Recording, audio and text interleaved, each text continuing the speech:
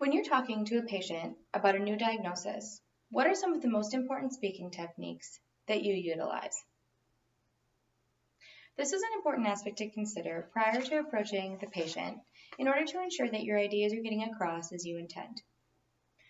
Three skills that I have learned that will aid me in talking to patients about new diagnoses are repetition, simplicity, and concreteness.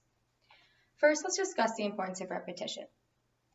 Repetition is repeating important information multiple times throughout an interaction.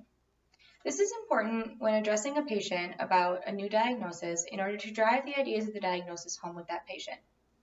For example, repeating the importance of a healthy diet to a heart disease patient is useful in educating that patient on how they can prolong their longevity.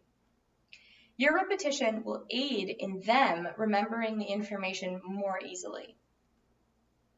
Another speaking technique that could help with discussing a new diagnosis with a patient is simplicity.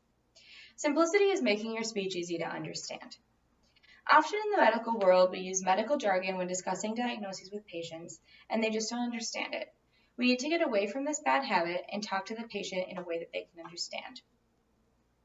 An example of how you could reword things for simplicity when talking to a patient about their heart problem is by, instead of saying, "You have a mitral valve prolapse," you could say, "One of the valves on the left side of your heart isn't working properly."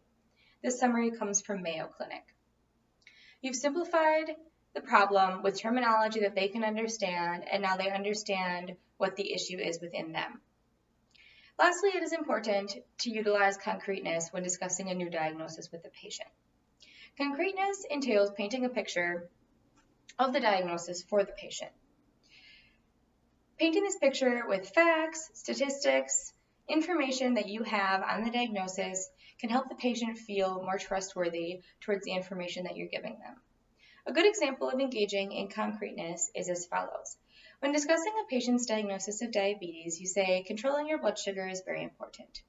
But to be more concrete, you could say, "Controlling your blood sugar is very important to reduce the risk of eye damage, called retinopathy, which can lead to blindness in diabetic patients." You've elaborated on the topic of controlling blood sugar with facts. In conclusion, the techniques that we use to speak to our patients about their new diagnoses are crucial in aiding in their understanding of the diagnosis. These techniques include repetition, simplicity, and concreteness.